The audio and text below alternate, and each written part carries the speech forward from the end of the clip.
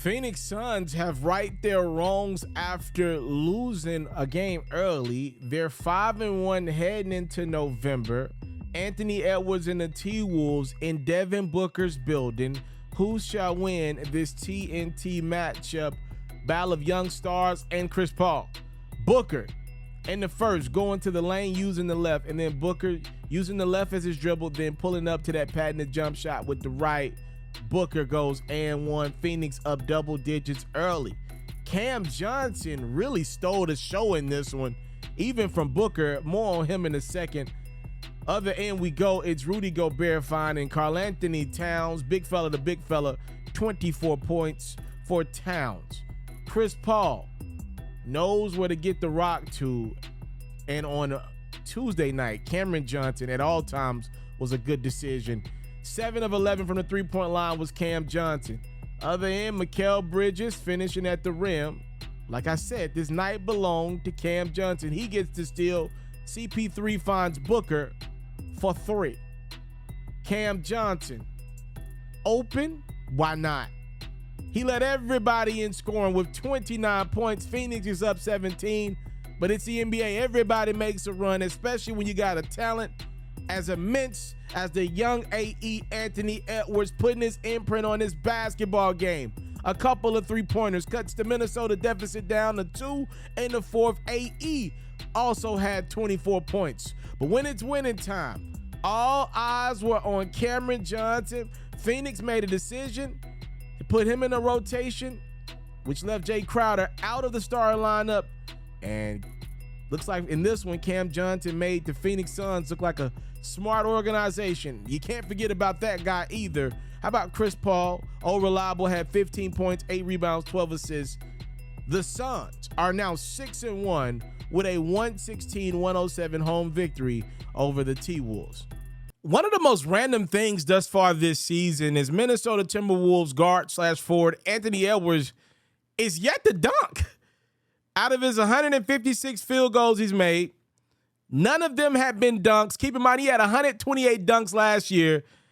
AE said, I feel like I lost some of my powers. Every time I can get to the rim, I have no chance to dunk. Everybody is in the paint. I've got to figure out how to lay the ball up. I'm all of 6'4", 6'5". I mean, I can't just jump over everybody, man. I ain't no Giannis. So I love this in a lot of ways because it's doing two things for Anthony Edwards. It's really helping him develop other facets of his game. What's being untold is the fact that he's not at the rim as much nowadays because teams are altering their defenses, and the fact that they got Rudy Gobert, which obviously just naturally clogs the lane up more. This floor spacing is not as much as it would have been last year when Minnesota would have went smaller ball, right? Like, it's helping AE expand his jump shot in his range. Now, he's taking a lot of shots, a lot of three-pointers at that. You would like that to be more of a mid-range and then on out thing, but the youngins today, they shoot the three ball, a lot of them at that. Hell, the old guys now shoot the three ball, a lot of them at that. So you know the youngins going to do it. It's also, to me, probably preserving the body of Anthony Edwards for years to come. Think about that, right? Like, his body is not going to last 8 to 12 more years of the way he was dunking the basketball. Minnesota already seen that come around. A guy named Zach LaVine was a phenomenal dunker. Now, the Chicago Bulls got Zach now. He did all that dunking in Minnesota the first couple years in Chicago. Now them injuries are starting to come around more and more often. If AE comes away from the dunks, now he reminds me so much of Tracy McGrady. Like, Tracy came into the league, this phenomenal dunker right out of high school, and then like the game really just started to manifest. Now, T-Mac was mature to me than AE was at this point in their careers, but their games, just that shot even looks a little similar to Tracy McGrady's shot. That follow through even does a little bit to me.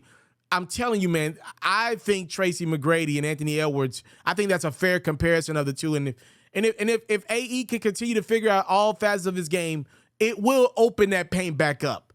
You know, Cat can space the court enough to where he's, you know, closer to the three-point line oftentimes, which will create a little room for AE to drop. Part of it is Rudy Gobert is just going to crash the offensive board.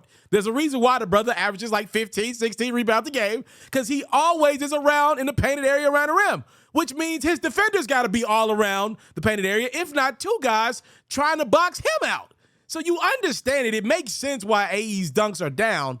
Now, none is kind of crazy. You'd think he gets something in transition or something, but I think this is one of those things that's a bad in the short, but can be a good thing long-term for AE. It's going to make other facets of his game better, and hopefully it will preserve his body.